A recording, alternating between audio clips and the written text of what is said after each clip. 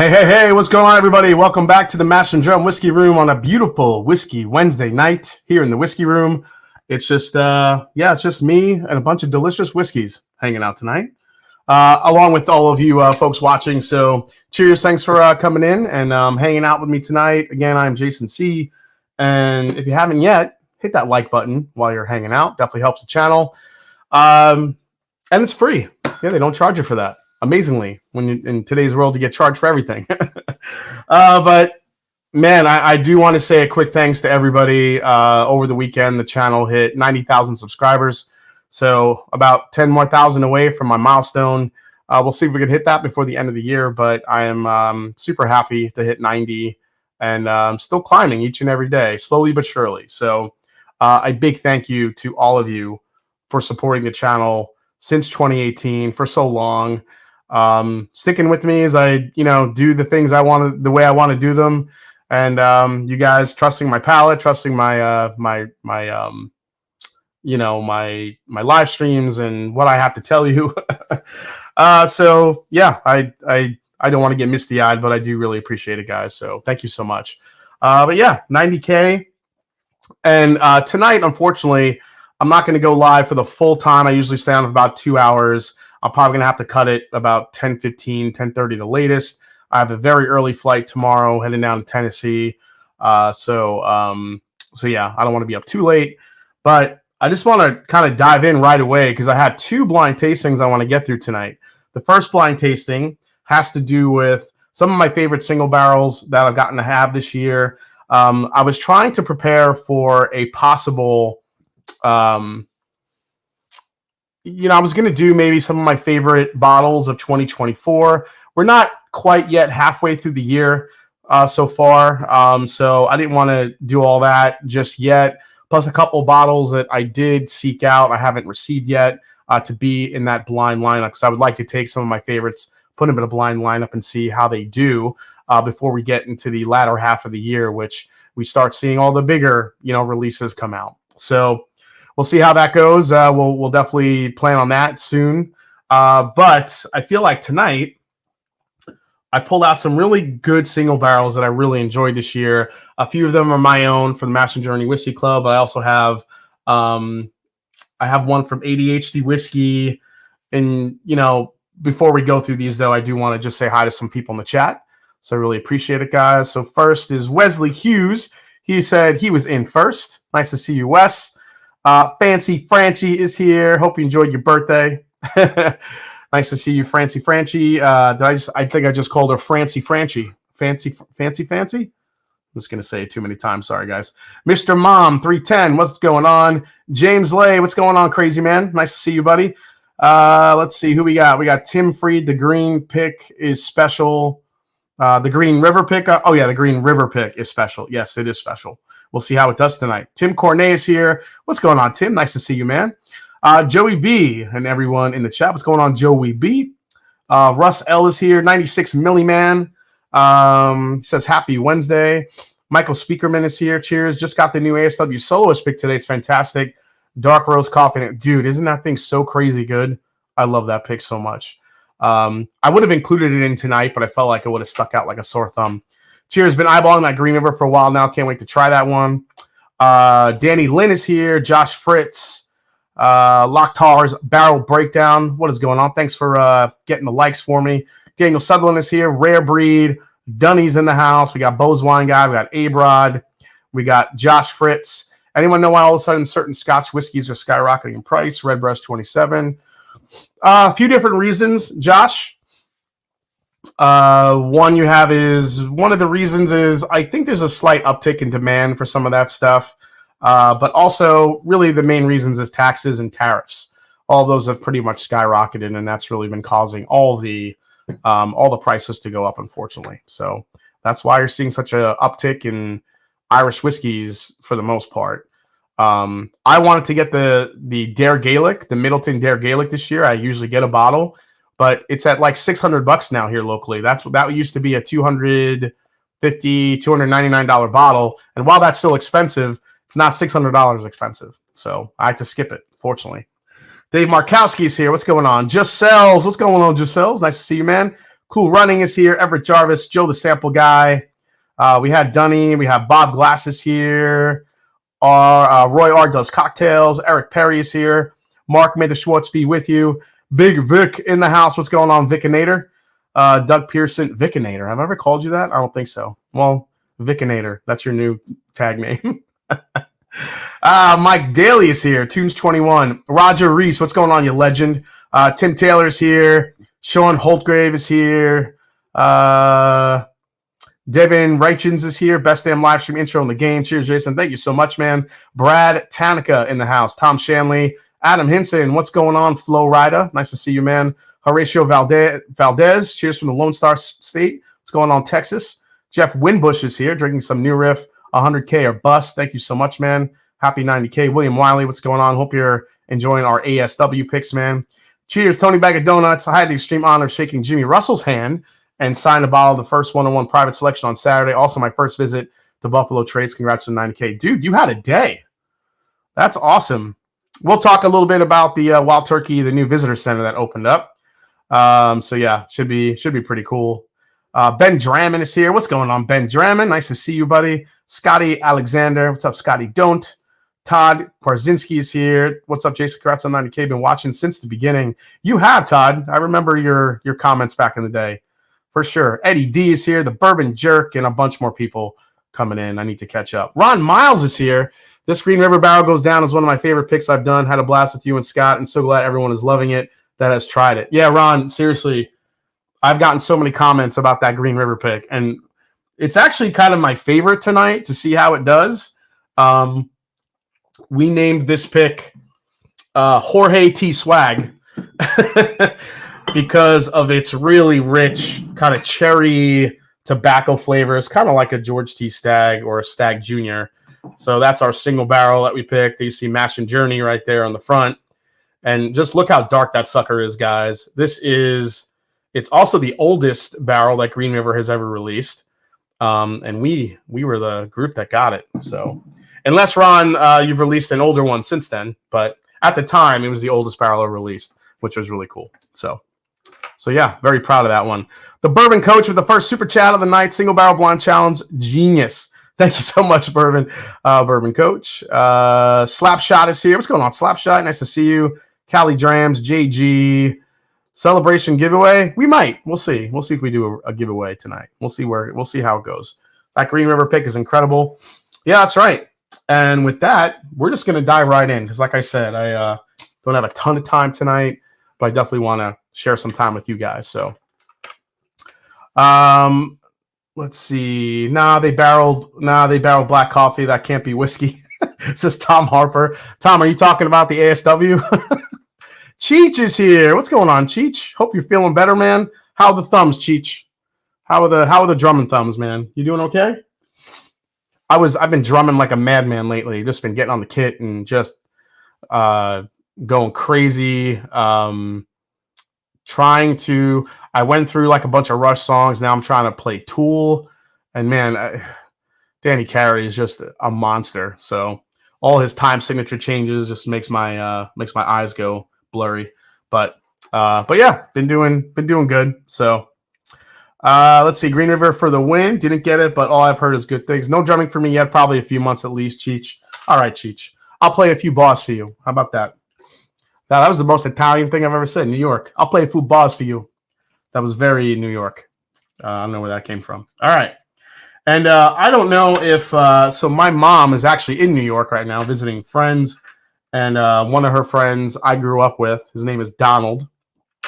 And it's his 70th birthday today. So I do want to say cheers to Donald. If you're watching this, happy birthday, buddy.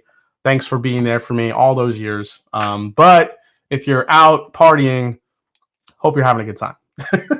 And watch my mom. Make sure she doesn't have too much McKenna. Let's see. 1, 2, 3, 4, 5, 6. 4, 5, 6. I got 6 here, right? Yeah, 6. All right. Let's see how we go. So, Jason, did we get a clip of the drumming? You know, I could, but everybody asked me to do drumming clips, and I would love to. I just don't have like the right sound set up. Like I don't have all the mics, so it would sound like shit. I could try. I could maybe try a couple different mic tricks that I have. I'll see if I could get something that sounds somewhat better than what I used to record with, but we'll see. All right, so what's in the blind in this one? Let's see, guys. So we have, this is the Art of the Spirits. Now, this is a pick we collaborated with R Bourbon on. So R Bourbon, the Reddit site, Jay, or Take as you know him, over at Shared Pour, we collaborated on this bottle, and we absolutely love this. This is their cigar blend. This is a 7.62 year blend of straight whiskeys finished in port, Foursquare rum, port, and is it port and blend of straight bourbon whiskeys finished in, okay, it's just port and Foursquare rum. Okay. And it's, yeah, we picked that and we loved it. Art of the Spirits, there's a lot of huge fundraisers, and they support our U.S. military, the troops, and they make sure they kind of put that on the front of the bottle each time. So, yeah, so love that they do that. And this one hasn't released yet, but it should be releasing soon. As you guys know, our Green River pick right here, 125 proof. This is the, let me spin this around here. This is the Dark Arts pick from the Bourbon Junkies. I really love this pick. When they announced that this one was coming out, and it was going to be like a butterscotch cherry cola type vibe, I was all in on that one. So that's the Junkies pick. Absolutely love this one. This pick is not a Junkies pick, even though it is from Evernorth Spirits, their brand. This is from a group called the Pour Nerds, and that is Gary Franchi's group.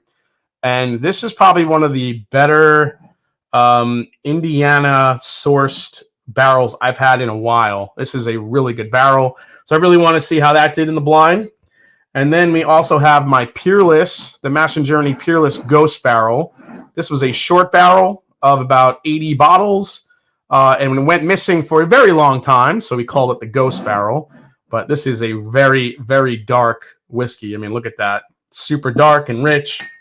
And then you can't have a single barrel blind without Mr. ADHD's Backbone Bourbon. And that's right, it's the Slippin' Jimmy 2 in retro holographic form.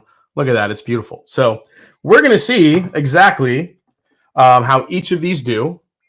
So let me put this one in the front back. I'll get this Green River back, get this one back here, and we'll be set. So we're going to taste through all 6 of these. There are no losers here. I just want to see, I'm just curious how out of these like 6 that I really love kind of comes through to the, you know, how they rank with each other. And again, you're always kind of testing how different whiskeys taste once you go one after the other to see how it goes. And then later, after we go through this one, I have a blind challenge from a Patreon, Adam McIntyre, who sent me an interesting blind tasting, kind of Matt Madness style, even though I'm not doing Matt Madness this year, but there's some interesting questions in there. So we'll see how I do. And if I should have tried to do Matt Madness this year, I don't know. We'll see. We'll see how I do. So, all right, first one. Slippin' Jimmy 2. You ever try that Backbone sample I sent you a while ago, Kenneth Rathburn? I think I did, Kenneth, for sure. Whiskey Juice. Hey, Jason, speaking of cigar, have you tried the new Joseph Magnus Murray Hill Club special release? I have not, Whiskey Juice. A lot of people are asking me if I've tried that, but I have not gotten my hands on that one yet. For sure. Yeah, so have not yet. Love the Dark Arts pick. Yeah, I'm wondering if that Dark Arts pick will kind of stand out here, but we'll see. Ooh. I'm digging this one. This is very butterscotchy off the bat here. Master Drum Pour Nerds pick for the win, says Fancy Franchi. Ron Miles says, my favorite Gary Franchi story came from Pours in the Park. We did pour guesses, and Gary thought that Wild Turkey 101 rye was a Thomas More sherry cask finish. Love you, franchise.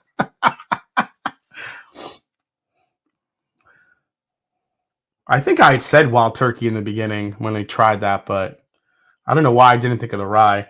This smells fantastic. This is Werther's Original Candy in a glass. I'm wondering if this is the Dark Arts pick, to be honest. Man, that smells amazing. Oh, Adam, good job. That is stupid. That is stupid candy. It is so buttery. It is so buttery. That is a. This is like. So you know you have like the double oak from Pursuit, which has a lot of butterscotch, but pretty much like borders on like birthday cake icing. This is kind of that, but with way more of a buttery, it's like sweetness on it. That's right, guys. Hit that like button if you could. Dude, Dark Arts is doing some amazing stuff, so I'm hoping to get a pick with them sometime soon. I did call them, and they did not return my call, so Dark Arts, if you're watching, call me back, bro. Found the Penelope Tokai finish, batch 2 for 110, worth it. 96 Milliman, I'm a big fan of the Tokai finish, so I actually like that one. Damn, that is good. A little bit of dark fruit on that. It's like dark fruit, rummy. It's like rum, maple syrup, and butter. That is delicious stuff. Okay, first one, hitter. All right, let's go to the second one here. Locktar is the best hype man out. Yeah, not Locktar. Locktar kills it. I love Locktar. 276 watching, 96 likes. Close chat, hit like, cost nothing. Boost the video. Do it. Terrence McDermott, we're just starting. I'm not staying on for a full 2 hours tonight, but I wanted to get started because we have 2 blinds to go. But I did want to take this opportunity for, again, if anybody kind of missed the beginning, thank you so much for the support. Hitting 90,000 subscribers over the weekend was a pretty cool feeling to see that number 9 pop up. So appreciate it.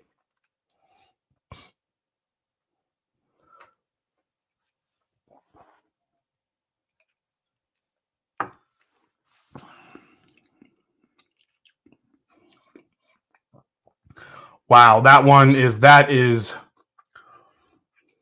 very rye forward. Very rye forward, but very sweet. That is mint. It's like it's got like this maple cranberry spicy goodness. Hey Lily, on 200,000. Yeah, we're trying. Yeah, Dark Arts is doing finished whiskeys right now, so.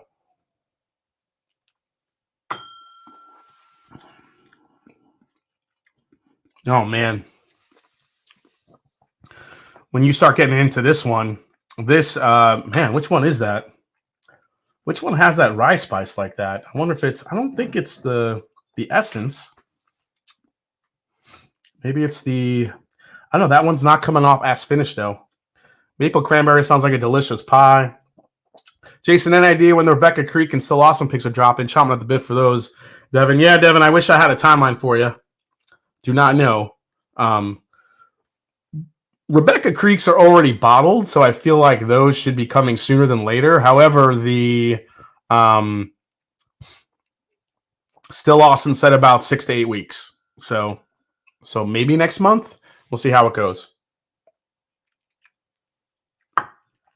Oh, Ben Drammond, you're killing that bottle. All right, so now this bottle has really. It just gives you this really nice rye spice, then it kind of ramps up. There's like a tartness to it. There's like a dark fruit to it. There's a chocolate aspect to it. This thing's crazy.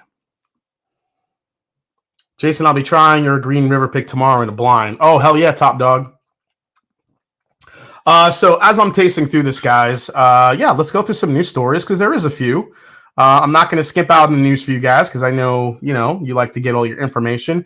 We also have some exciting releases coming up. So first and foremost, look at the new barrel labels. I am all for this. I think this popped up on the TTB not too long ago, but just today, Barrel Craft announced the release of the 36th batch of the barrel bourbon release. Final blend has a 15-year-old Tennessee bourbon, 10-year-old Indiana bourbon, 9-year-old Kentucky bourbon, an 8-year-old Tennessee bourbon, an 8-year-old Indiana bourbon, and lastly, a 7.5-year-old Indiana bourbon. So, as you can see, we have these new labels that specifically and clearly call out the batch numbers, which I think is something the labels desperately needed. So I like seeing that. You don't have to look too close. You can see it right up front. So I'm actually curious to taste that one. That blend sounds really good, and I think Barrel's been killing it with the blends. I know there was some questions about what's going on with Barrel. I don't think they're in danger of going anywhere, but I do think they're doing some strategic moving of assets and stuff like that. Can't say too much because I'm not gonna speculate until I know for sure. That's something I won't do. I'm not gonna say something is when I don't know that it surely is. But I've heard rumblings that they're moving some stuff around, focusing a lot on overseas sales. So we'll see what happens down the line with Barrel. Next up, speaking of Irish whiskey, Teeling Whiskey has released their pot still. And this one looks like it's aged in a rare oak species from a Nordic country. So Teeling Whiskey announced the third release within the brand's Wonders of Wood series.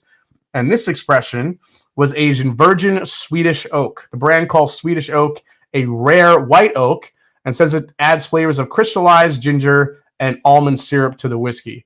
The whiskey has a suggested retail price of $100 and clocks in at 100 proof. Let's see. So yeah, if you guys are interested in that, at least for $100, it's not too overly expensive. So let's see, rye spice here, chocolate. Let's see, dark fruit, and a little bit of maple too. Getting a lot of maple tonight. Do one more sip of this one.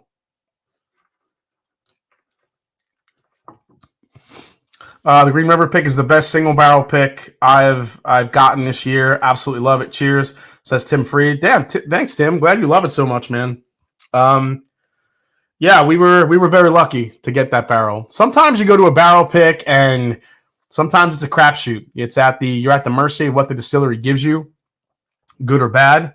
But then sometimes you get really lucky and they'll break out a really special barrel for you. And I think that's what Green River did for us. So again, big thanks to Ron Miles, and obviously thanks to all the patrons. That pick sold out in about 32 minutes. It sold out so fast. It was after the first tier went, as soon as it hit the second tier, it was gone in like 2 seconds. So yeah, crazy stuff. Is there a slutty Swedish oak? I don't know. Hey, what's up, Scotty? My bourbon journey is in the house. Viking whiskey. That sounds awesome. Yeah, and you don't have to break the bank for it. So, all right, let's go to a new story that I'm very excited about, and that's the Wild Turkey experience reopening finally. As somebody mentioned in the chat, Tony Bag of Donuts got to see Mr. Jimmy Russell get his bottle signed, and there it is. Wild Turkey Distilling Company. The experience has opened its doors to the public. Announced just today that it opened its visitor center, the Jimmy Russell Wild Turkey Experience, for public tours and tasting.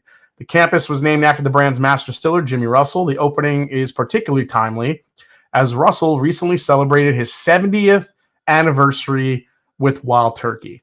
The 12,000 square foot visitor center boasts 3 indoor and outdoor bars and a retail shop where guests can purchase limited edition and collectible whiskeys. The Jimmy Russell Wild Turkey Experience features an outdoor courtyard and bar, views of the Kentucky River, Joe Blackburn Bridge, and Young's High Bridge. History Walk has been added with a video hallway that educates visitors about the history of bourbon and the significant milestones for Wild Turkey. Back in 23, they announced they were implementing some major renovations. The bourbon brand shared it would be building another distillery campus with production capabilities of 5 million additional gallons. And Campari invested over $160 million into the brand to help meet demand. And I think they have already broken ground on that new distillery, if I'm not mistaken. So big things are happening at Wild Turkey. So if any of you guys are heading down there, I'm hoping to get there sometime soon. That's going to be probably the first place I go. So, yeah. So, and if you guys haven't seen him yet, so if you go and follow Bo Garrett on Instagram, he posted a photo of the new Wild Turkey 101 single barrels with the Kentucky Spirits going away for a little bit. I don't know if we'll ever see those again, if they're going to come back. But the Wild Turkey 101 single barrel picks will be hitting stores soon. I think they already hit the gift shop, and they're in the same exact bottle as the Wild Turkey Kentucky Spirits, but the label, it's kind of like a blend between Rare Breed and the Kentucky Spirit bottle. So if you guys want to check out Bo Garrett's Instagram, you can see what that looks like. Perfect timing. I bought a Russell Reserve today. Salud. Awesome, man. All right. Let's go to the next one. And this is about, oh God. Yeah, look at that. Look at that. Look at that bottle. It looks nice, but this belongs to none other than Warriors superstar Stephen Curry, as he celebrates his 15 years in the NBA with a 15-year-old bourbon, and it costs $4,500. That's right. Gentleman's Cut, the bourbon brand owned by Stephen Curry, unveiled a 15-year-old bourbon on Friday that marks the Golden State Warriors point guard's 15-year career in the NBA. The brand shared the orders will be processed and shipped out in June. Let's see. Just 230 of these were produced, each etched and numbered and signed by the point guard himself. Only 100 will be released to bourbon and Curry fans. Each decanter is housed in a wooden box. The brand shared that the stopper of the decanter boasts the initials TCC as an homage to Curry's motto, trust, commitment, and care. The whiskey was distilled from a mash bill of 75 corn, 21 rye, and 4% malted barley. In 2005, it was aged until 2020 in new oak barrels. According to Gentleman's Cut, the whiskey has notes of creme brulee, butterscotch, orange peel spice, hazelnut, cherry, and balanced oak. Does it say what the proof is, though? Where's the proof on this?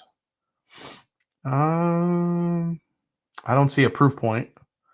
Yeah, I would have to get a closer look on that.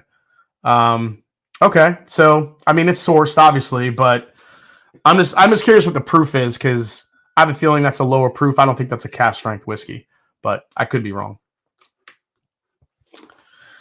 Yeah, insert never gonna get it here. All right, yeah, you guys, you want to see it? All right, if you don't want it. Never gonna get it, never gonna get it, never gonna get it, never gonna get it. Sorry, Stephen Curry, we love you. You're great. You're an amazingly talented basketball player, but we're not buying your $4,500 15-year-old whiskey. Sorry, not happening. I don't care. I don't care if you signed it in blood. Ain't happening. All right, sample number 3. Ooh, this is a punch in the nose. Orange, cherry, pipe tobacco.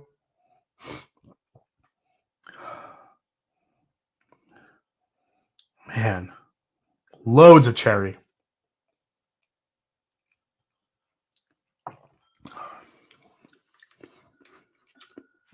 Oh my God.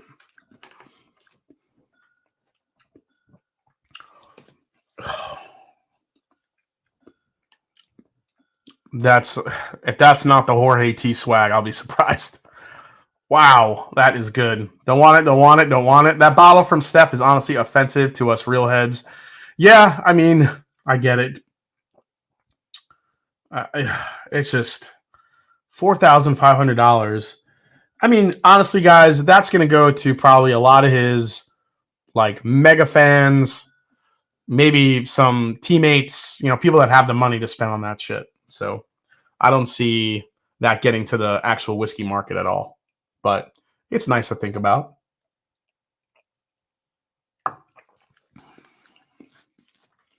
Oh my God. All right, definitely like 3 over 2. Man, 1 is close though. God, 1 is so buttery. It's so good. All right. This one might be the leader in the clubhouse right now. All right, let's go to number 4. That's never an open memorabilia. That's a never open memorabilia bottle. Nothing more. Actual juice won't matter. Pass. That's true. So that's $300 per year. Maybe that comes with season tickets. You wish. Man, some really serious oak here. A lot of rich oak. Very sweet oak though. Probably the oakiest out of all the first 4 here that we've had.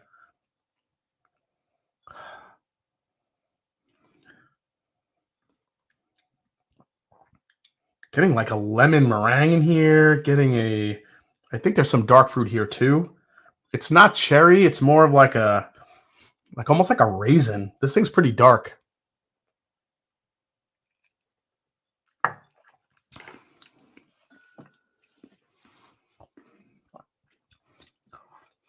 Wow, that is rich. That probably has the best texture out of the first four. That one just sticks to the palate. Very rich, very viscous.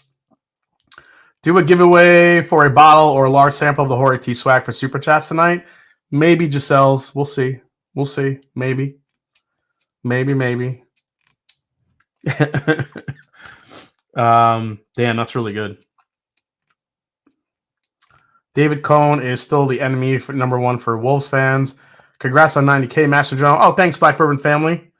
Thank you, Jason and Brandy. Nice to see you guys as always. Man, #4. Oh my gosh, #4 is so rich. 3 and 4 are bringing it.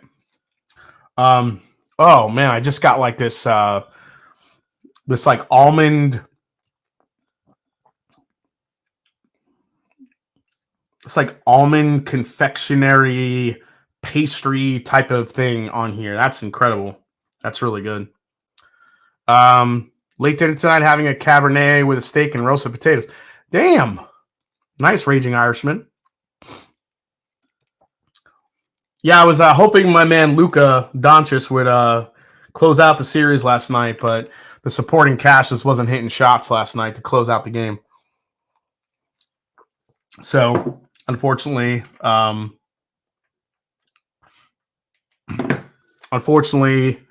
they got to go back to Minnesota now, so we'll see what happens. Yeah, Kooky Cats, I didn't want to say the word. I didn't want to say it because I'll owe Fred Minnick $10. So I wasn't going to say it. All right, let's go to #5. Oh, what the hell is that? Oh, shit. #5 smells amazing.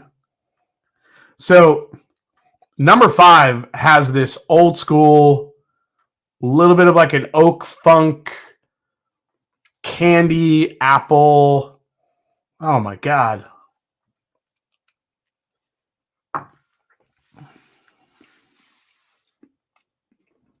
It's very sweet. Very sweet. That's the sweetest out of all of them. Like, that's got this like rich candy apple, coated caramel candy apple like vibe to it. A lot of spice, a lot of cinnamon too. Really rich.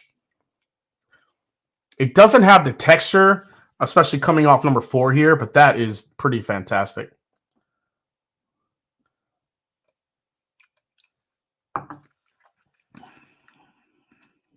Yeah. That's, man, it almost gets darker the more you sip it. Man, these three right here. I love #1 because it's so buttery.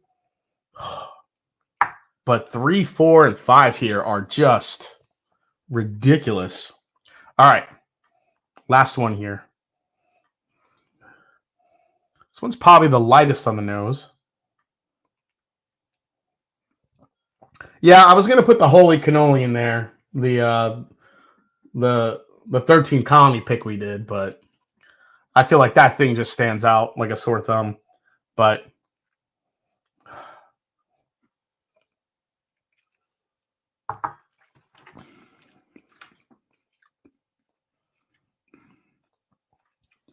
well, that one's coming off the most youthful a bit, coming off these other ones.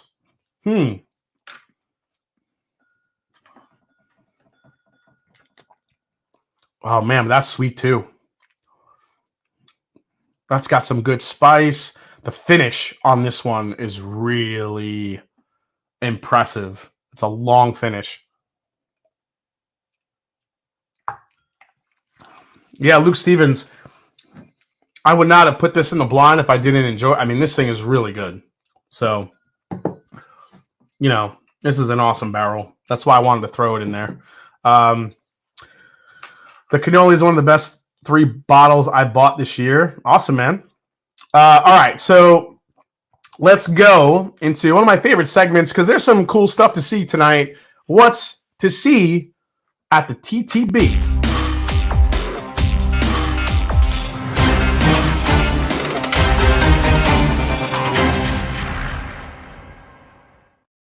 All right, all right, all right. Let's run through these real quick, guys. Let's get your quick reactions. Here we go.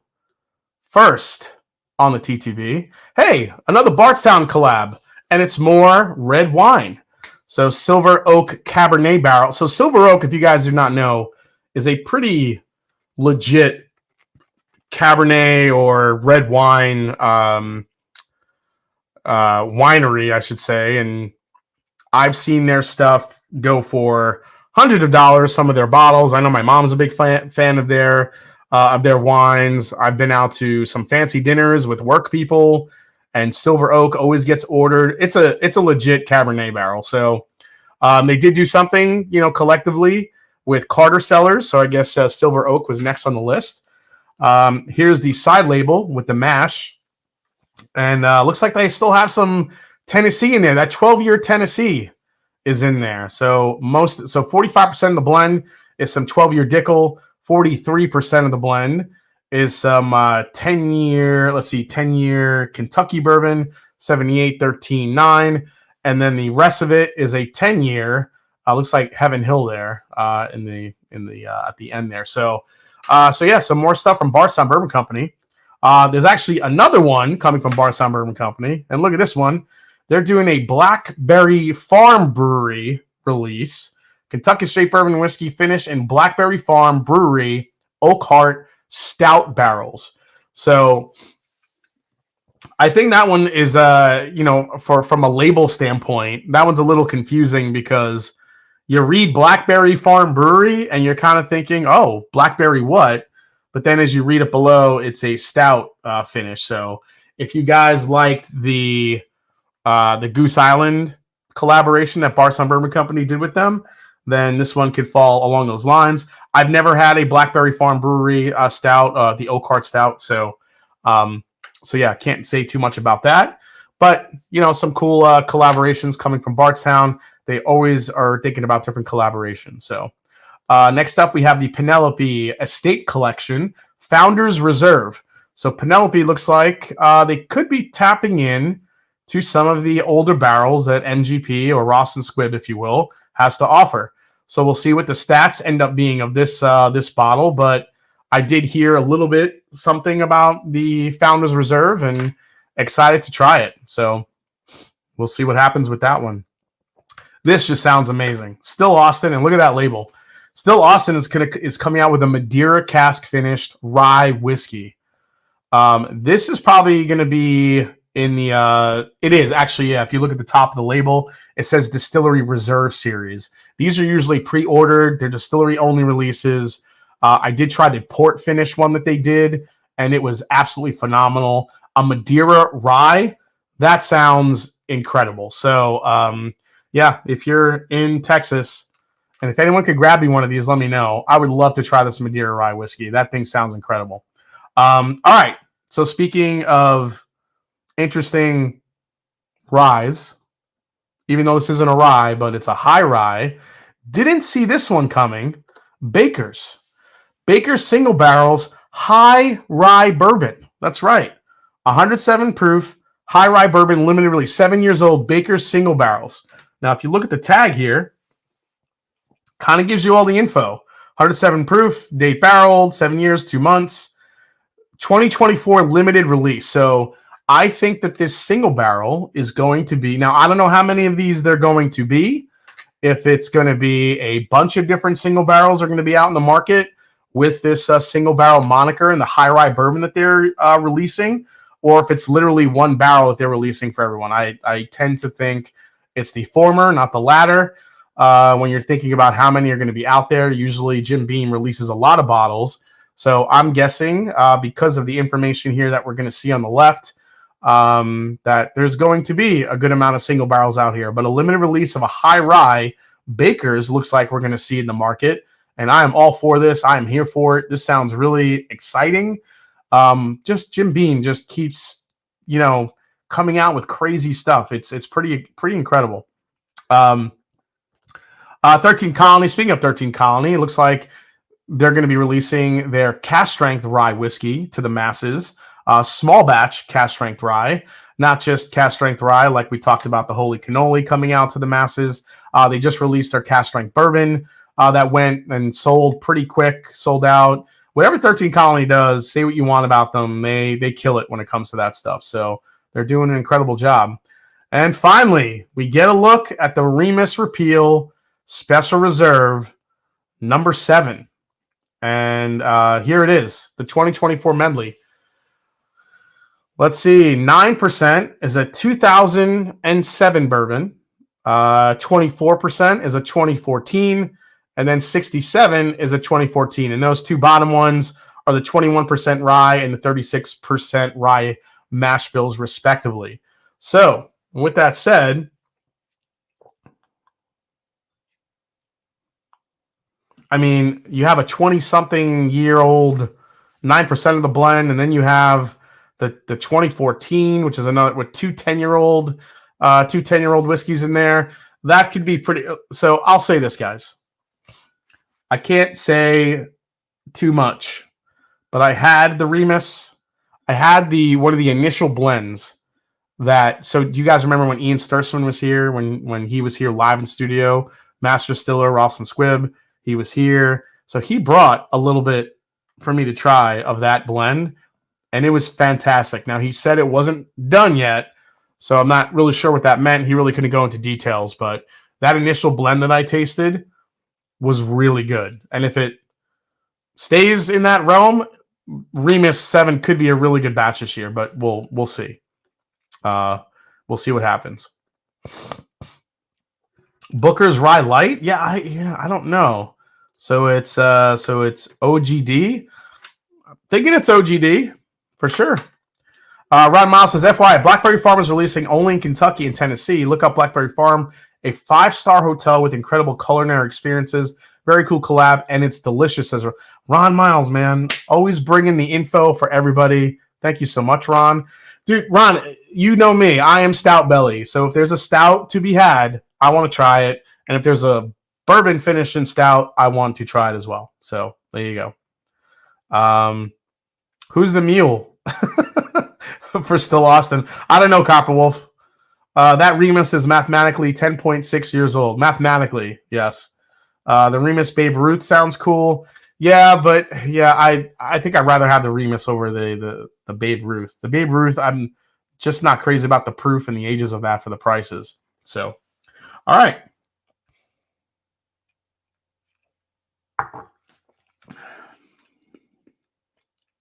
Oh, man. This thing finishes like candy on the back end. Knowing the year of distillation doesn't actually tell us the age, time in the barrel. That's true, Halden. That's true. We don't know. We know when it was distilled. We don't know when it was dumped. If it was just been sitting in a tank for the last 6-7 years, which can happen. Look at the Old Fitz 13 this year, the Old Fitz 25th anniversary. That thing was distilled and it sat in a tank for years before it was released. That was distilled pre-fire Heaven Hill, and then it wasn't released until this year. So, that stuff can happen. You just don't know when or where. Ron Miles says, if it was a Remus Mike Piazza, you'd be all over it. No, I want the Darryl Strawberry. I want the Darryl Strawberry Remus. That's what I want. They're retiring Darryl Strawberry's number 18 this year, I think, which I'm excited about. It might be the only good thing to celebrate from the New York Mets this year because they fucking suck. I can't even watch them this year. They're so bad. Yep. What's up, Mojo Basin Bourbon? Bless ups. What's up, man? How you doing, buddy? All right. Let's try ranking some of these because I think right now 3, 4, 5 are probably my top 3 right now. But let me go back here and see what we get.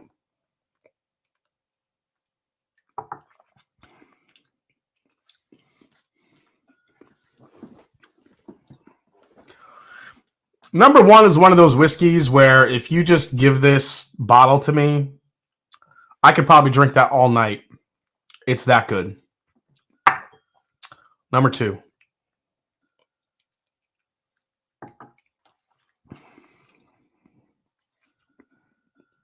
Number 2 leans more rye, but man, there's a lot going on in that bottle.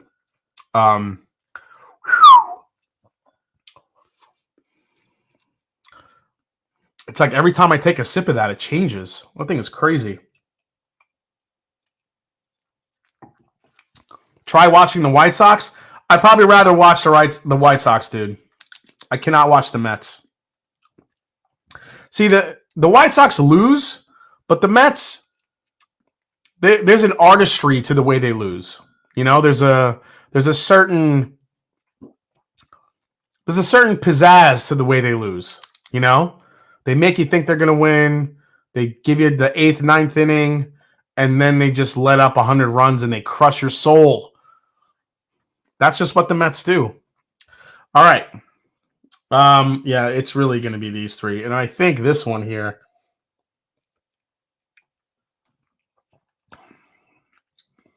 The finish on this one is what saves it.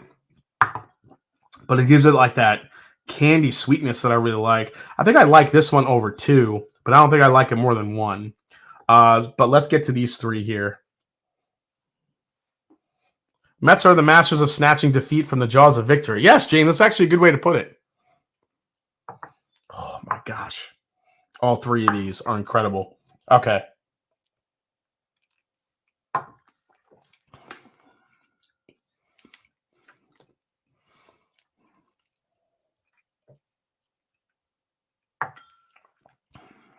Oh, my God. This one is ridiculous. This one is stupid good, but this one is more stupid or good. And then let's go to this one here. Oh. This one is actually probably more rounded, I think.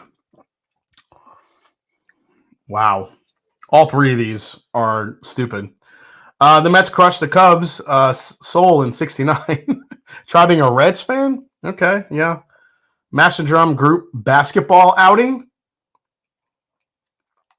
Basketball outing. Dude, I like you're talking about playing basketball because Italians don't play basketball. I suck at basketball. So I'll run up and down the court. I'll look nice running up and down, but if I get the ball, I'm passing it. That's my game. Pass. Pass. Jason, you're wide open. Pass.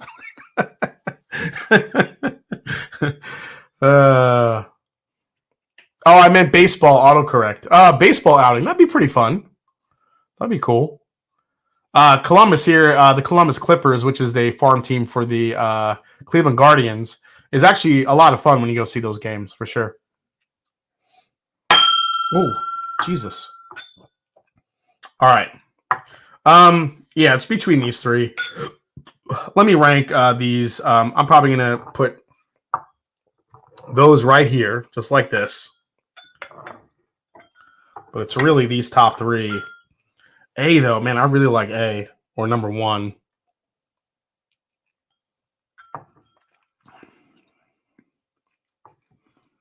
It's got the sweetness and the candy and the butteriness to it, but it doesn't have as much depth as these 3 do. You rock Jordans and can't hoop? So there was like a very small stint of my basketball love that I was really good at basketball, and I was in college. I played on my fraternity basketball team. I was kind of the point guard. I could probably still play somewhat, but I just haven't played in a long time. I would have to like go and practice and stuff. But yeah, I was, I obviously, was pretty quick at the time. I'm probably not as quick now, but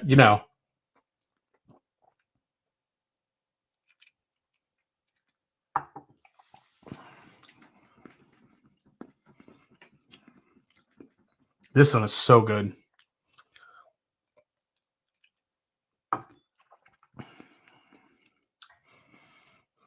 I think I might like this one a little bit more than that one.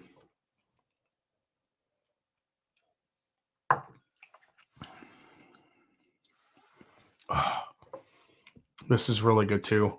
I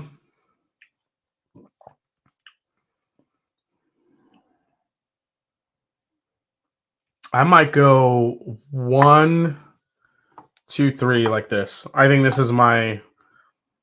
These two are so close. It's like every time I go back, I could switch these. I don't know which one I like more, but this one I think is my clear winner. This one has everything. It's got the texture. It's got the flavor. It's got the finish. So let's find out what we got here. So this will be fun because I got another blind challenge to do. Oh my gosh. Quicker Wit. Watched on My Only Crush. James Lay. Guys like Chuck Nemeth. That's our Jason. Yeah, so I can. Yeah, I'm the passer guy now. I could still probably hit a couple of mid-range jumpers, but I played a lot of baseball growing up. Baseball was kind of my sport. I actually tried out for the college team. Almost made it, but did not make it. But I played a lot of college through high school. I'm sorry, I played a lot of baseball through high school.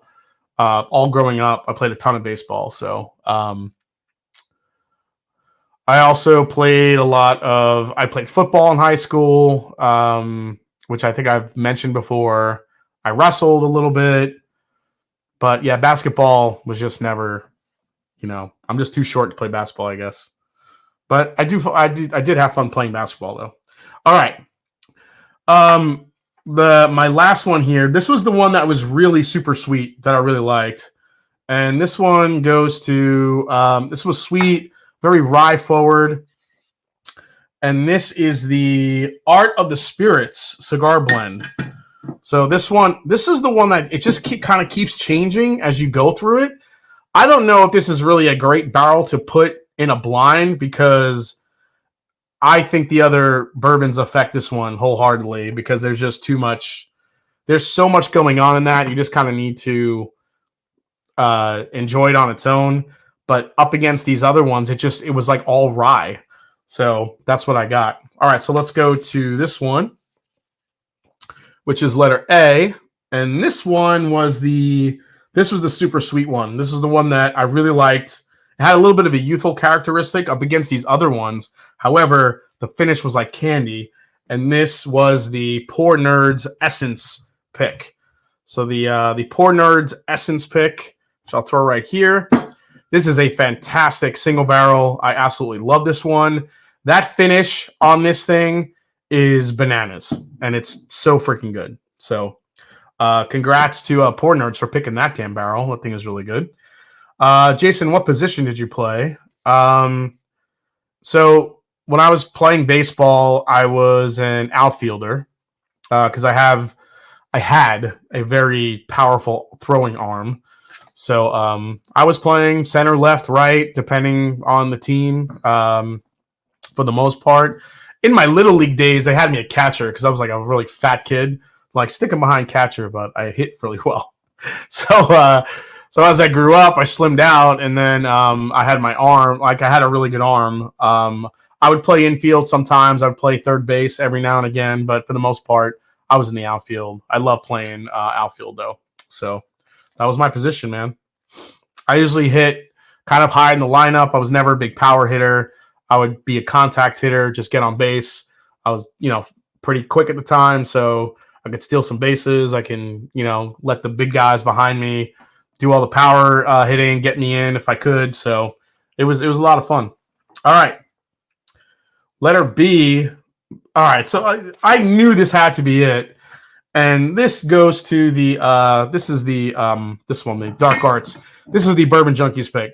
This is the one I said, like, if you just give me just give me this bottle at night, like just put this bottle in front of me, I could probably kill this. I have to hide this bottle from myself because it is so butterscotchy deliciousness, some dark fruit. It is so freaking good. Dan and Sean absolutely killed this pick. It's got like a little bit of a cherry cola vibe to it as well. This thing is super dangerous. Absolutely love it. So, yep. There you go. Yeah, that Dark Arts pick from the Junkies is ridiculous. It's so good. All right, so top three. We have 2 Master Journey picks. And we have 1 Slippin' Jimmy 2. Let's see what came in third here. And this is the This one is, oh, that's, what is that? Oh, it's letter F. Really? Letter F goes to the Ghost Barrel. The Ghost Barrel Peerless gets third. There it is. Oh, baby. Ghost Barrel gets third place. This is a really ridiculously good pick. This was one of those picks that we had to convince them to give us that barrel because it was only like 80 bottles in it. So, yeah. And then let's see. Letter D gets second place, and that goes to Slippin' Jimmy 2, which means the freaking Green River. Unbelievable. Jorge T. Swag takes it tonight. But Slippin' Jimmy from Matt from ADHD Whiskey, second place for me tonight. This thing is, dude, Matt's picks are, I love Matt's picks. Matt does such an amazing job. That thing is so freaking good. So, yeah. I mean, no losers tonight, guys. I mean, these are all incredibly chosen barrels from, not only our group. And remember, it's not me. We have a group of people that help us pick our barrels and pick out some incredible whiskeys. But some of these other ones that we have here from other groups, I mean, the Junkies picks, I don't always get in line to get, I'm not a super high tier in their group, but when they mentioned this one and that flavor profile, I jumped at the chance to get it, and I'm glad I did. But I have to hide this bottle from myself because that bottle is just delicious. But Green River, man, this Green River pick is just insane. So, oh, that was kind of cool looking. Look, the dark arts through the Green River. Oh, yeah. Jorge T. Swag takes it tonight, followed by the Slippin' Jimmy, number 2 from Matt from ADHD Whiskey, an incredible barrel of whiskey here. So, all right. So that was the fun blind. Now we get into the not so fun blind where I get tested, where I don't know what the hell is in this blind tasting. So we're going to put these aside. And again, guys, this is really the portion, like I always like to do with you guys, that you guys can ask me any questions you want. So I did a video today on the Middle West Dark Pumpernickel Rye. I don't know if you guys have caught my What's on the Shelf Wednesday episode, but the reason why I bring it up is because I kept talking about rye bread, and I kept talking about sandwiches, and it came up like top 5 sandwiches. So if we're going to do a top 5 tonight, I'm going to reveal my top 5 sandwiches because I've been thinking about this. So we'll get into that. But let's do, so Adam McIntyre, he's a patron of mine, sent me this blind tasting. I said, look, challenge me on some ages, challenge me on, different whiskeys, whatever you got, whatever you think is be interesting, bring it. So he sent me this sealed envelope with the answer key. There it is. There you go, sealed envelope. And he sent me the questions I need to answer for each one, both for nose, palate, and tasting, and bonus if I have a bottle guess. But we'll get to that. So let me pour these first here. So we have sample 1, 3, 6, 5, 2, and 4. All right, so let's get these poured. Dark Arts is going to be a huge coming up. Amazing picks. They were the standout distillery pouring at TIMB this weekend. Yeah, dude. It's I'm a huge fan of Dark Arts and what they're doing right now. I think they are not only making very unique whiskeys, but I think they're doing finishes right, which is what people want. They're not overly finished. They're not underfinished. It's right at that sweet spot. The bottles are cool looking. So yeah, Reuben is the best sandwich, says Josh Fritz. Yeah, we'll talk about that here. So did any of you guys catch the conversation that they were having last night on Bourbon Pursuit? Just curious. They were kind of talking about the whiskey market, and if the whiskey market is, I'm not going to say dying, but are we into a point where the whiskey market or the bourbon market is hitting a lull? And first and foremost, I'll say this. I don't think the bourbon market is going anywhere. I think there's still too much whiskey out there for people to be, worried about the whiskey market, kind of flatlining. Have sales gone flat? Absolutely. I think people are buying less. I think people are getting a little bit sick of the chase. And I think people are getting a little bit tired of the high prices. So you kind of couple that all together, and there's a flat buying mode that's kind of hit recently.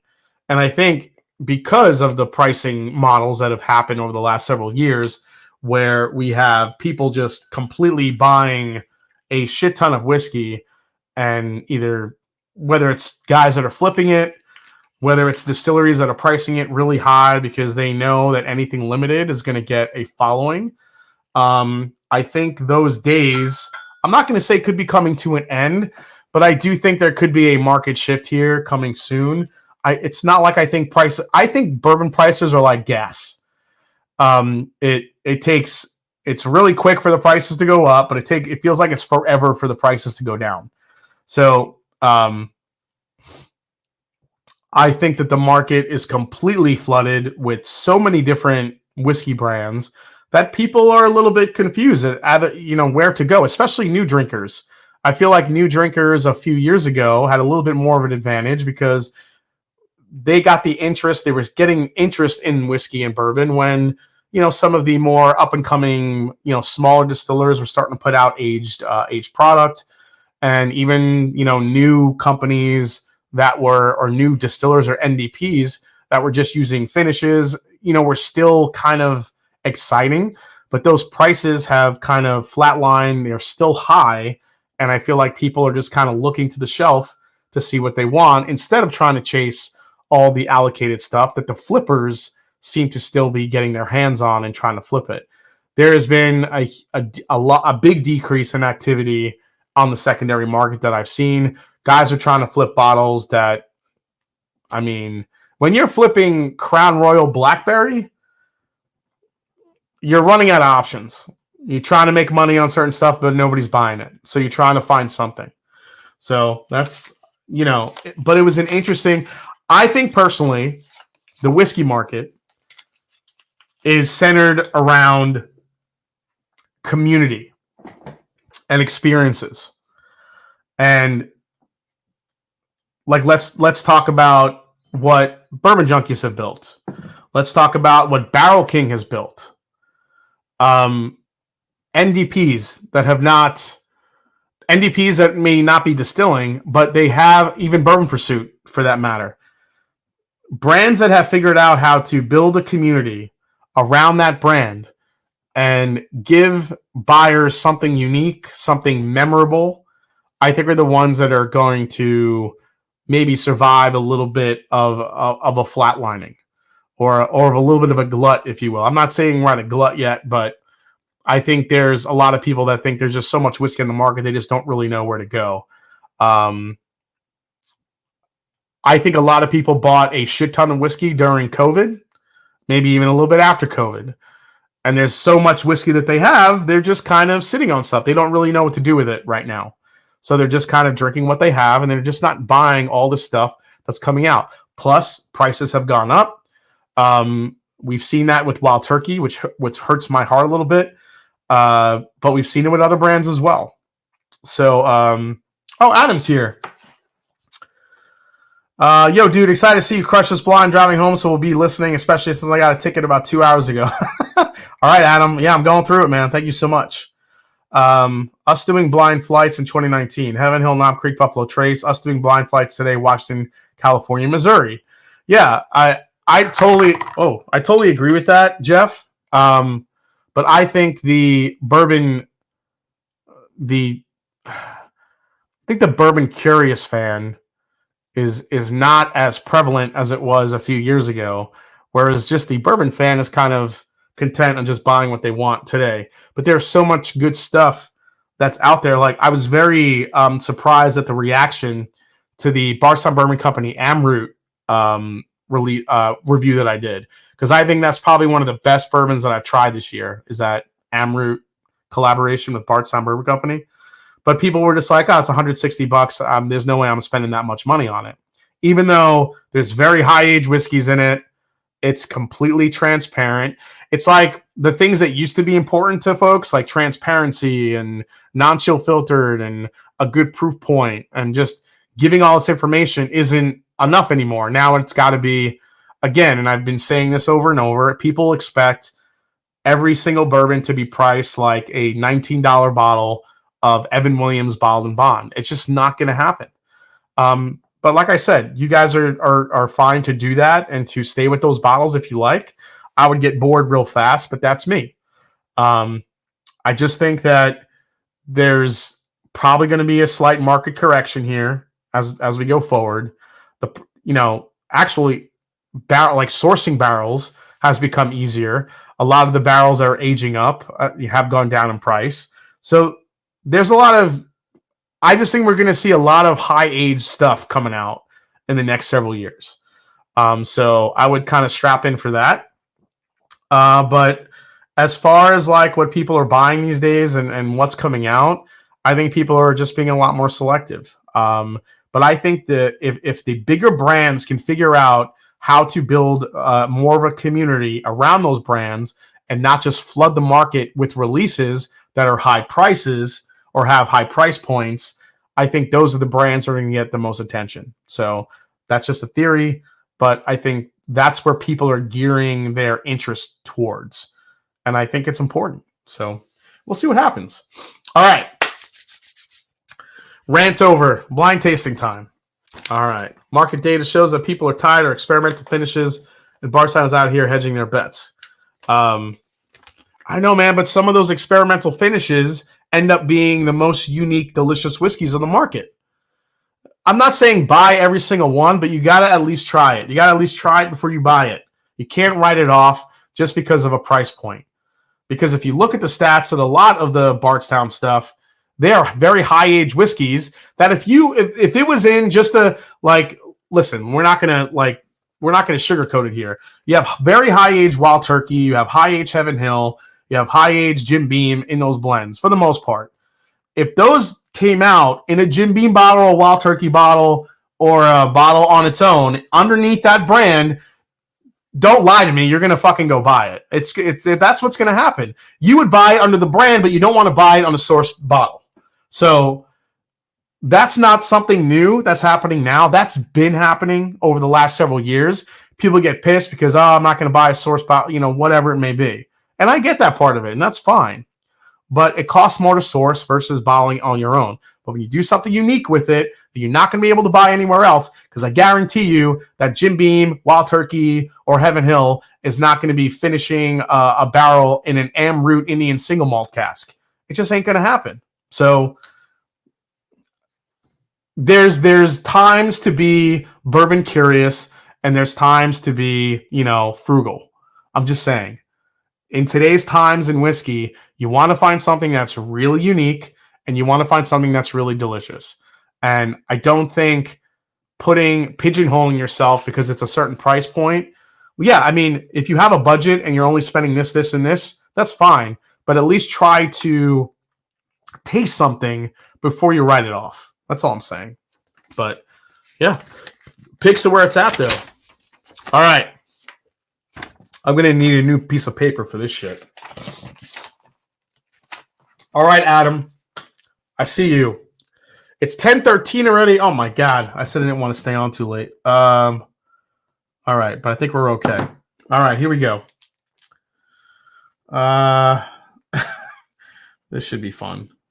So this will tell me, should I have 1, 2, 3, 4, 5, 6? Should I have done Map Madness, or should I have? I couldn't have done Map Madness this year anyway. Unfortunately, I just can't. All about picks. Yeah, it's all about the picks. But even picks for some people are getting overdone. People want blends and more, more personal experiences. And I think the community built folks like a Barrel King, like a Bourbon Junkies, and what they're doing with Evernorth and other brands like that. They're the ones doing it. So yeah. All right, so I have a nosing round here, which he put out. So I have to call out if it's a bourbon or a rye. I have to call out state of distillation, and I have to call out age. Just on the nose? Jesus Christ, dude. Okay. I guess we'll do this. All right. Jason's lack of enthusiasm for Matt Madness is tangible. All right. Here we go. Let's go to the first one here. Let's see how I do.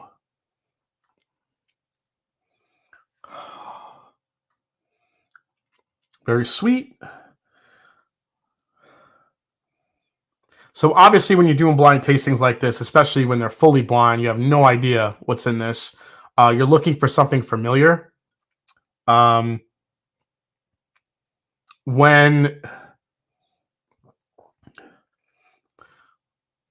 So if I'm looking for Indiana, I look for orange. I don't really get orange in here. When I look for Kentucky, I look for those kind of caramel vanilla notes. This smells more Kentucky. So if I have to guess state of distillation, I'll say Kentucky. Bourbon or rye? I think this is a bourbon. Age. So I asked Adam to test me on age because I think age has been one of the ones that I've been having trouble with for whatever reason lately. But let's see how I do here. This doesn't feel that old, at least off the nose. I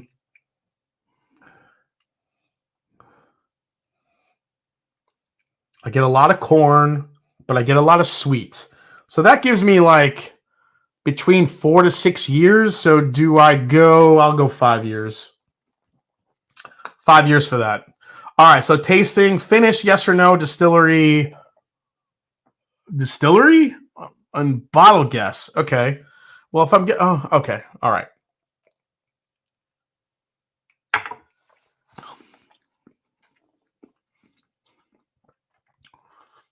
Oh.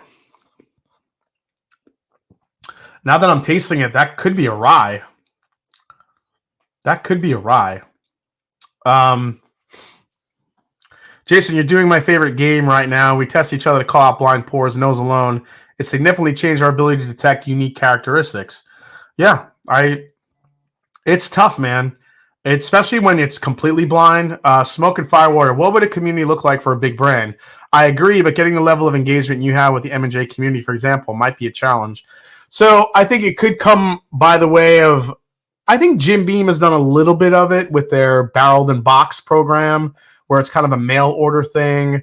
If you kind of loosen up the screws and the whole mail order thing, you can be part of the, I don't know, like a super fan group of a specific distillery, a big boy.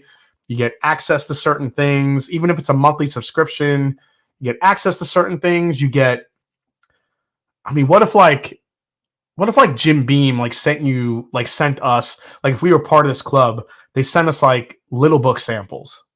Like, this is what we're working on. What do you think? Give us our feedback. Like something that makes the consumer feel like they're part of something.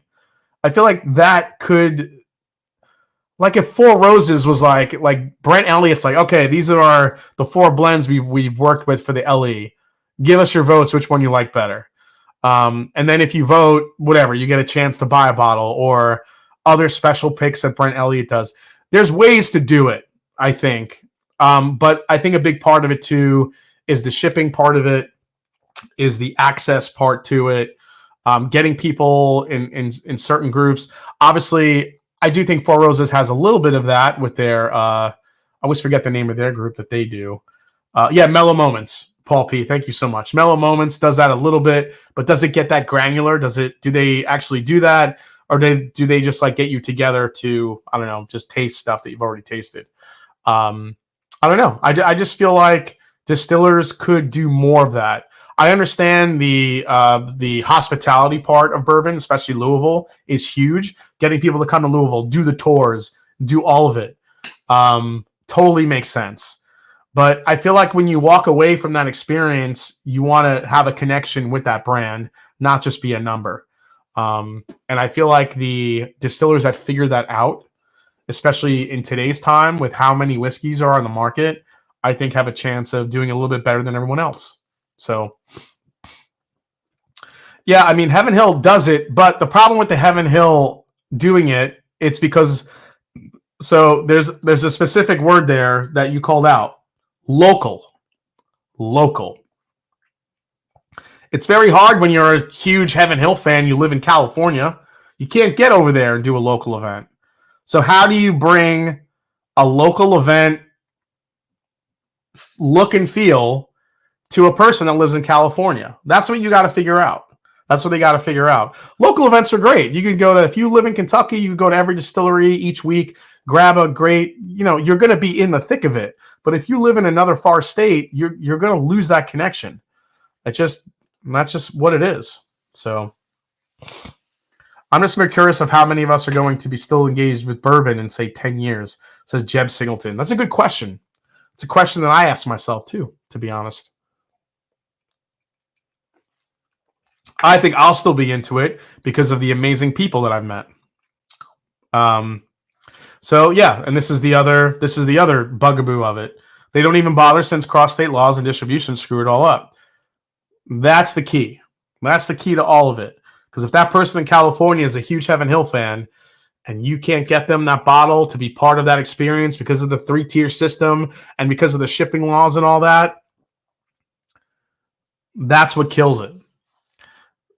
And that's why I think distillers and they need to get creative. So we'll see. We'll see what happens. BK has definitely figured it out, I think. Bob Glass. All right, so I said bourbon at 1. I might switch this to a rye. I think that could be a rye. I'm still going to say it's Kentucky. I'm still going to say it's about 5 years old for number 1. Bottle guess, I don't know yet. I'll do that at the end. All right, let's go to B. Off the nose, bourbon or rye? This is candy. A little bit more rounded. Bourbon or rye? Bourbon or rye? That's got to be a bourbon. I'm going to say bourbon. State of distillation? Oh, Jesus. I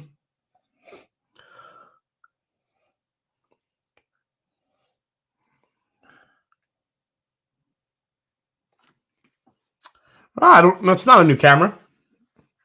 You're one of those amazing people I've met, Jason. TIMB 2020. Yeah, that's right, Tony. Didn't meet you there, man.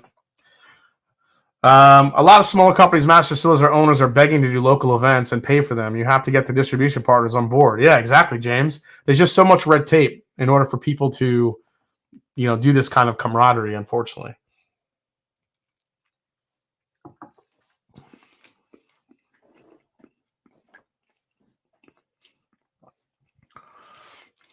Man, is that no, it's not a rye. That is not a rye. I think it's a high rye, so I'm going to guess that's an Indiana bourbon. I think it's an Indiana bourbon. Indiana. Age. I'll go with the good old, what is Indiana stuff usually? 6 to 7 years old? I'll say 6. Finished or not finished? Oh, I didn't actually answer that on the first question.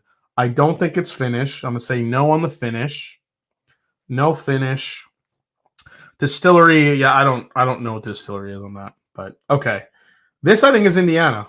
I'll say 6 years. Is it finished? Doesn't feel finished.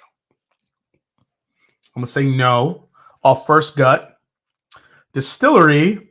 I mean Indiana. I'm just gonna say it's I don't know, MGP. That could be MGP. I'm willing to say that's MGP. All right. Letter C. All right, here we go. Top 5 sandwiches. Number 5. Wait, what do I have as number 4? Hold on a second. What do I have as number 4? I know my top 3. What's number 4, though? What's number 4? I got to think of number 4. I have 1, 2, 3, and 5. I need to figure out my number 4 is. What is that sandwich?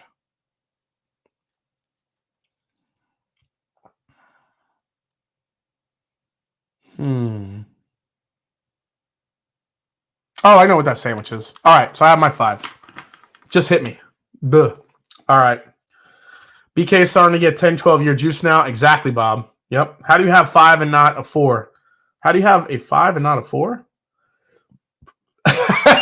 Because I know where that 5 should be, but it's trying to find that 4th one. So, all right.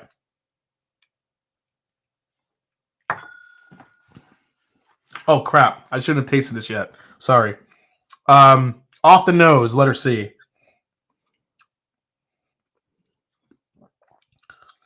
Oh, that's definitely Kentucky. I think. I don't know. This has age. I think this has age on it. Age on this, I'm going to say, this has age. Off the nose, bourbon or rye, I'm going to say bourbon. I got to go down the list. State of distillation, I'll say Kentucky. Age, this is the tricky part. Off the nose, this has some oakiness on it. I'm going to say, what is that? It smells a little like maybe like Calumet.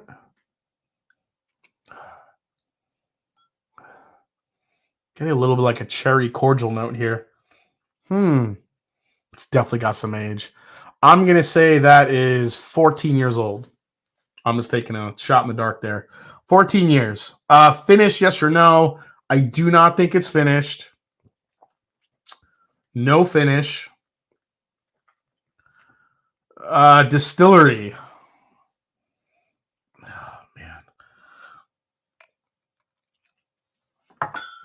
I could taste it now. God, that is so sweet. That's good. It's got like an aged Heaven Hill like type vibe to it. A butter pecan sandwich. All right, so here are my 5. Number 5, peanut butter and jelly. I know a lot of people are going to look for like the meats, but peanut butter and jelly for me, as you guys know, is a very special sandwich. I love peanut butter and jelly. So that is number 5.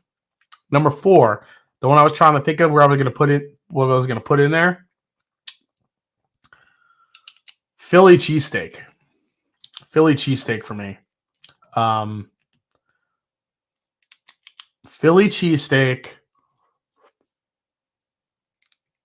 Oh, I'm sorry. No, not Philly cheesesteak. I just remembered a sandwich. And it is in Philly, though. All right. Yeah, scratch Philly cheesesteak. I do love Philly cheesesteaks. I don't get them that often. Here's the sandwich. Do you guys know DeNick's? DeNick's roast pork sandwich. The DeNick's roast pork sandwich in Philadelphia with broccoli rabe and the shaved hunks of Parmesan on the sandwich. And then I think they dip it in the au jus. That is an unbelievable sandwich. That is my number 4. The DeNick's roast pork sandwich from Philadelphia is insane. Yeah. Yeah, they play at the Garden. Not DeNick's, but DeNick's. D-I-N. Yeah, Tommy DeNick's. There you go, MJ. That's the one. Slim Jims are bussin', bruh.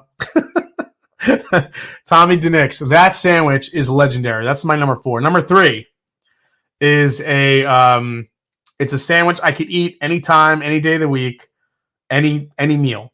And that is prosciutto, fresh mozzarella, roasted peppers, balsamic on semolina bread, like a crusty semolina bread. That sandwich I could eat anytime. I could probably eat that sandwich the rest of my life. I love that sandwich. I'm sorry, I forgot prosciutto too. Mozzarella, prosciutto, roasted peppers. Did I say prosciutto? I don't remember. Prosciutto, mozzarella, roasted peppers, balsamic glaze right on the top of that on a super crispy semolina bread roll. Oh my God. That's the first sandwich I got when I went to New York last year. That was the first thing I bought. Was that sandwich? Yeah. 5, distillery. I don't. I'll go back and do distillery bottle guesses here. All right, let's go to number 4 here.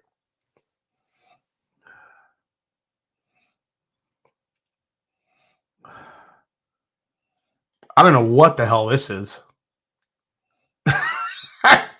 No clue. Not really getting much of a nose on here. Off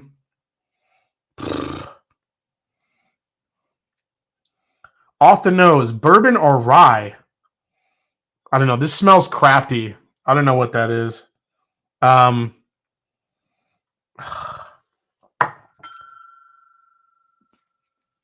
Where did you get that sandwich? Says Bourbon Social. Dude, just go to any Italian deli and just have them. I don't think there's really a name for it. You just go in and make it. Just go to an Italian deli or a good deli that has go to a good deli that's got prosciutto di Parma. It's got the good stuff from Italy, the really good prosciutto or Spanish prosciutto, either one, Italian or Spanish prosciutto, delicious. Just tell them to make your prosciutto, fresh mozzarella, roasted peppers with some balsamic glaze on it, on a crispy semolina bread hero. Just ask for it. That's all you need to do. Just make it. Just get her done. That sandwich will change your life. This is crafty, I think. It just smells weird. I don't know what it is. I'm just going to say bourbon for the sake of bourbon. Bourbon, state of distillation. No clue. This could be anywhere. I have no clue. What the hell is that? I'll guess. I don't freaking know. California? I'll say California. 3, age. It's crafty. It's got to be young, on the younger side. I'll say 5 years old. 4 to 5 years. 4 to 5 years. Okay, now let's taste it here. Let's see what this is.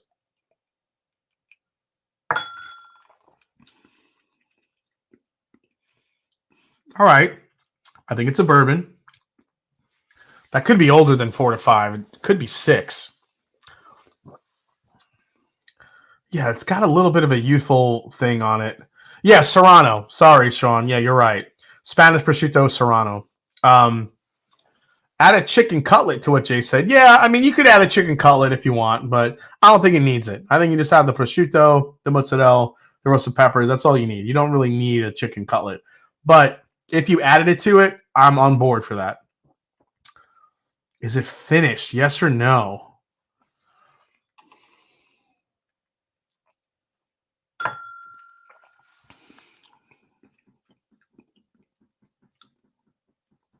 Usually younger bourbons are finished. I don't taste a distinctive finish, but usually when you have a younger, which I think is younger, I don't know now. That tastes good. I don't know if it's younger anymore. This is the first one that's thrown me for a loop. I don't really know what this is. It doesn't taste like Kentucky, so I think it's crafty.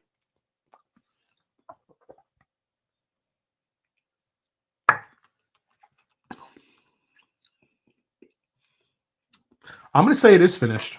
I'm going to say yes. There's a very rich sweetness to it, so I think that means finished. Distillery, I have no clue.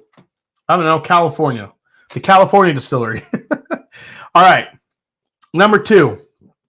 My number 2 sandwich on the planet is the Cuban. The Cuban sandwich. The pork, the ham, the pickles, the cheese, all of it. I love a freaking Cuban, especially like grilled, really crispy bread. There's nothing like a good Cuban. Cuban sandwiches, number 2 for me. All right, let's go to letter E, or number 5. However, this is labeled here. Okay, bourbon or rye. So I'm glad you didn't call it any Subway subpar. yeah, Bob Glass. The number 4 sandwich is the Turkey Tom from friggin' Jimmy John's. Yeah, that's not happening. Yeah, Cuban. A Cuban sandwich. You're biting through the ham, and just when you think it's all porky, salty goodness, you bite into that pickle, and it gives you a little refresher there. Oh my God. Does not like it.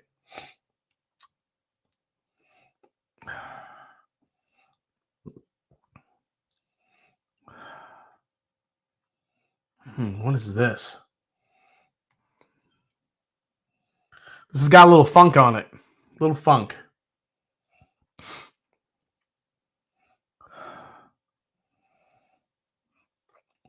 Bourbon or rye? It's sweet. I'm going to say bourbon. I feel like the only rye we've had is maybe number 1. Oh, I can't sip it yet. State of distillation? I don't know. I'll just say Kentucky. What does that smell, though? It's got like a Honey Nut Cheerios note on it. A proper banh mi is my number 1 sandwich, says Whiskey Scout. Oh, banh mi's are really good. So for my number 1 sandwich, I was between 2, and we'll talk about both of them. But my number 1 I mentioned on today's video, which is my the Katz's Deli Reuben combo, which is a pastrami corned beef combo Reuben at Katz's Deli with a cream soda. That is the best sandwich I've ever had. But there's another one out of Chicago that it could be up there with it, and we'll talk about that here shortly.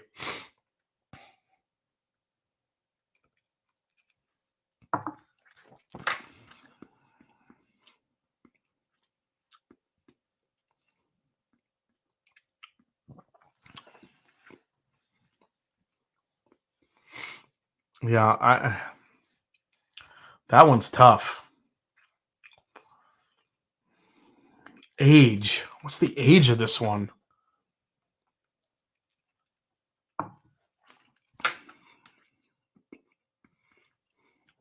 It's very orangey to me. I don't know. I'll say 7 years for that one. 7 years. It's an easy sipper, though.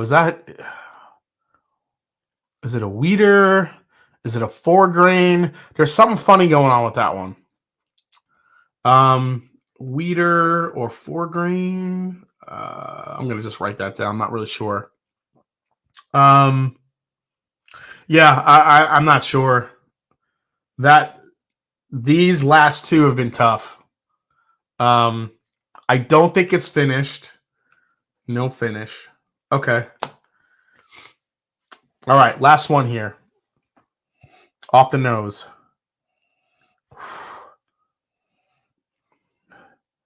New York Deli News in Denver. The egg salad sandwich and pastrami sandwich are everything. All right, so the sandwich in Chicago, and the only reason why I know about the sandwich goes to the late great Anthony Bourdain, legend, by the way. The 3 Little Pig sandwich out of Chicago. That's right. The 3 Little Pig sandwich. And I believe it's you get it in the one of the Subway, the train car diners. I forgot the name of it. I think it's like a Skyline or something like that. It is a deep fried pork cutlet, grilled ham, and bacon with Gruyere cheese on a toasted bun.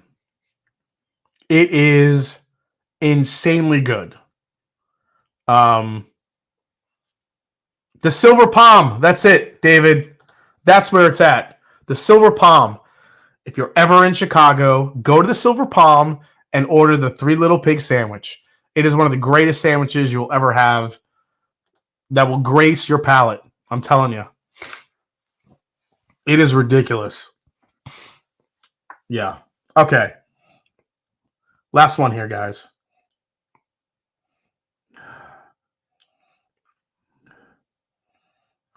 Bourbon or rye? I'm going to say bourbon for the last one. State of distillation. I don't know. Smells sweet. I'll say Kentucky. Age. Shit.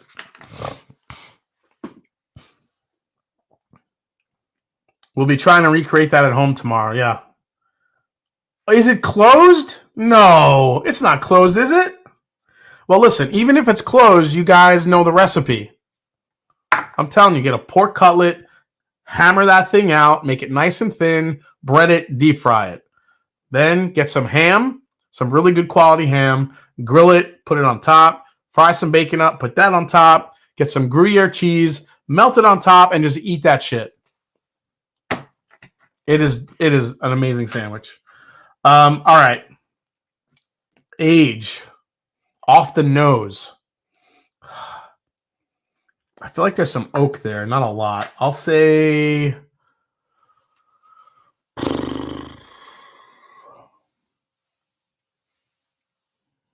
8 years. I'll say 8 years on that one.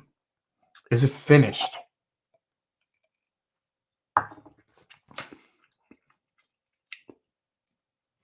That's good. That's real good. It's a little drying on the palate, which is interesting. They turned the Silver Pond into a shitty dive bar. Oh, that sucks.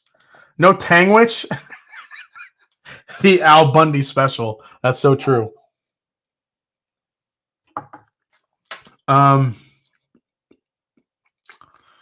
Is that finished? I'm going to say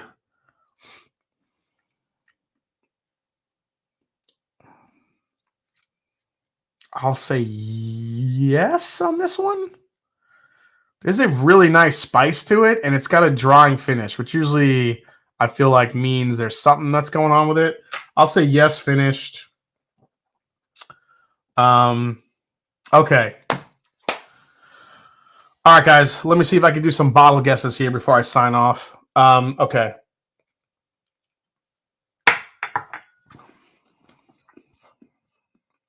I think that's a rye.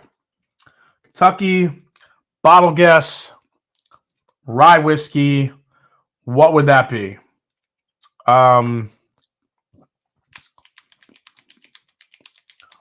Looking around my whiskey room. What would be a good guess? Don't think it's Michter's.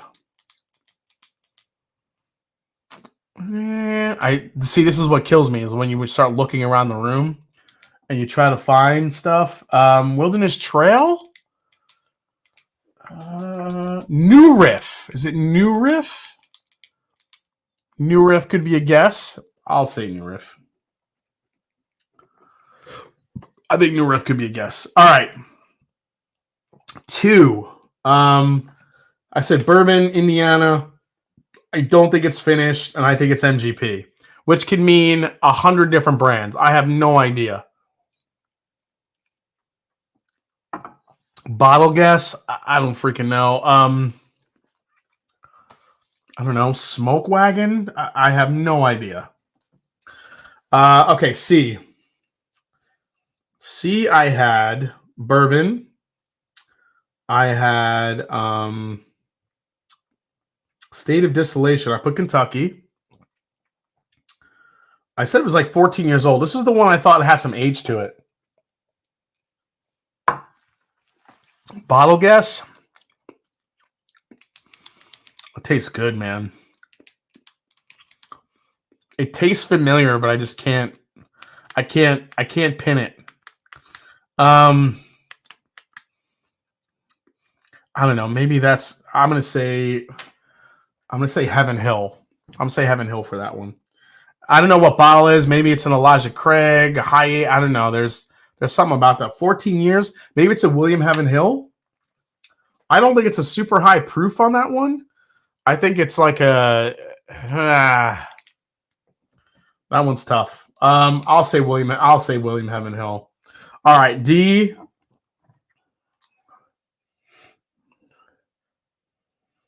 This was the weird one. I think it's finished. I have no idea. It's a bourbon. I think it's young. I said California. I don't have a bottle guess for this shit. I have no idea what this is, but it smells crafty and it tastes a little bit crafty. So I don't know. I don't know what that is. I don't know. Maybe it's a Woodinville pick. Maybe I'll say Woodinville. It's not California. I know that's whatever. I'll say Woodinville. All right, E. I wrote bourbon, Kentucky. I did 7 years on this one.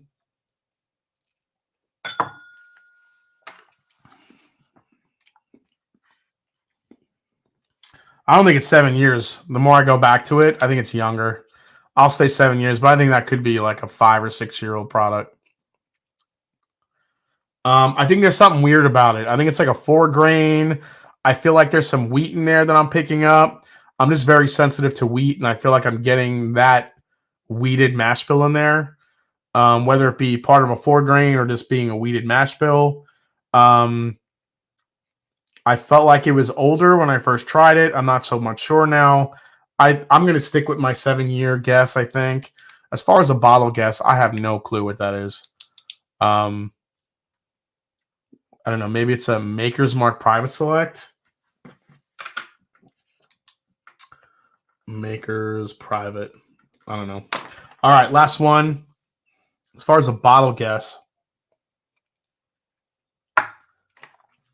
I said bourbon, Kentucky. I said 8 years. It's very, very fruit forward. I do think it's finished. So what would that be? It is really sweet. It is cloyingly sweet. Sweet tart candies coming through. If you could bring back one bottle from the past and they would still make it, what would it be? Like ECB Pirate or Dusty Turkey? Carter, Grisham? Yeah, that would probably be my first 2 picks, to be honest. That cheesy gold foil, I think they should remake. They should come out with a modern cheesy gold foil from Wild Turkey. They should absolutely do that. A 12-year 101 Wild Turkey, like aged in like Camp Nelson F. Do you know how fucking crazy people would go for that bottle? Not even close.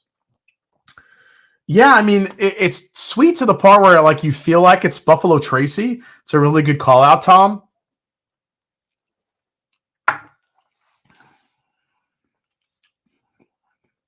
It is strawberries and cream all day long. What have I had that's... See, strawberries and cream reminds me of like Barton, like 1792. So maybe it's a foolproof single barrel. That's gonna be my guess. 1792 single barrel. All right, I have my guesses. So let's see how I did. Here's the sealed envelope.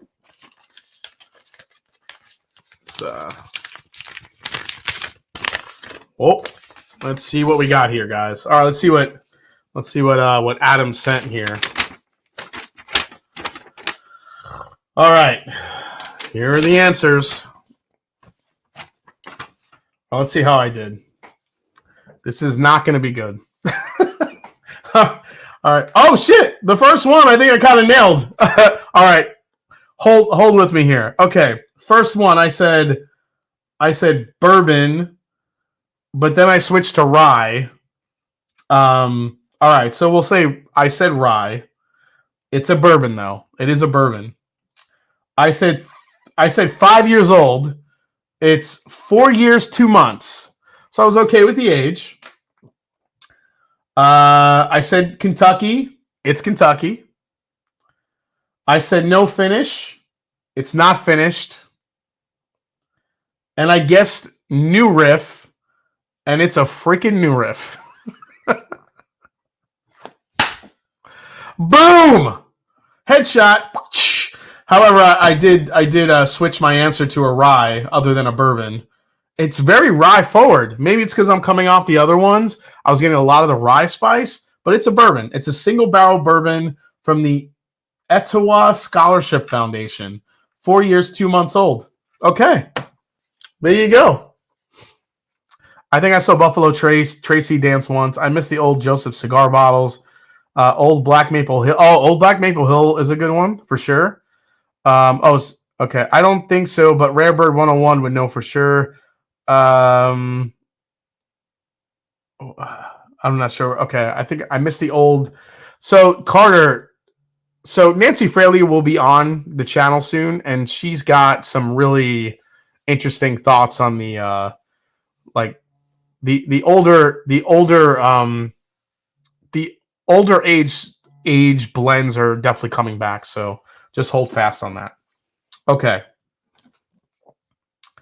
All right.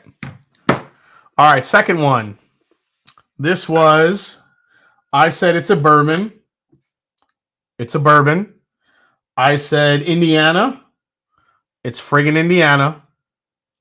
I said 6 years old. It's 6.5.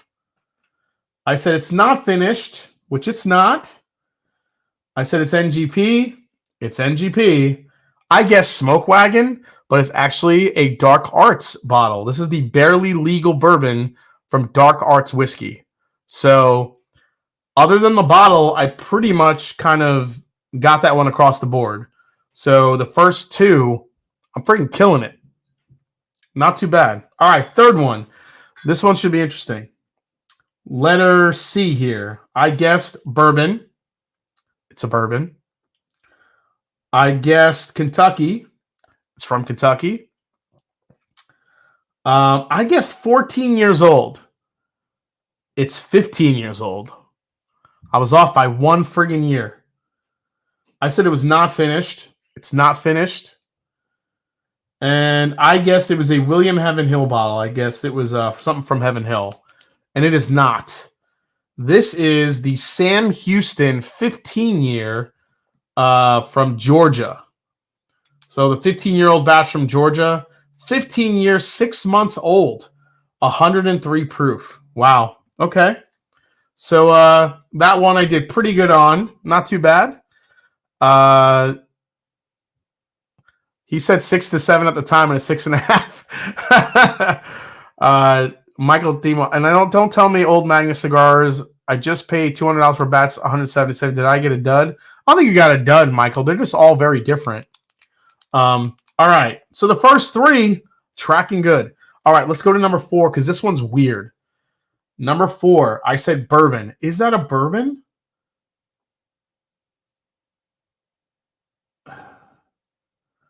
It just says whiskey.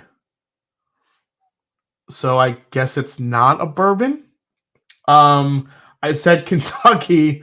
Oh, no, I said California, I guessed. It is not from California. It's from Mississippi. This is where it all goes downhill real fast. I said 4. I said 5 years old. I said 4 to 5. It's literally 4 years and 5 months old.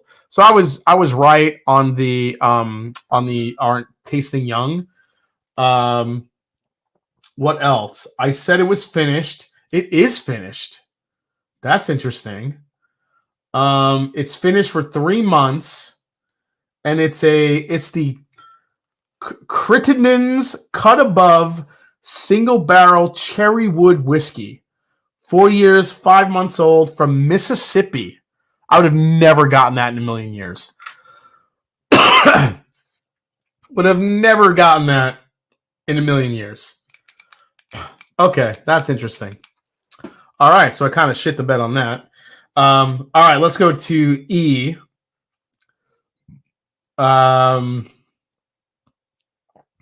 E, I said bourbon. It's a bourbon. I said Kentucky. It's from Kentucky. I said it's 7 years old. It's 4 years old. Okay, that threw me for a loop. I did, however, say there's either a 4 grain or there's some wheat in it, and it's a wheated bourbon.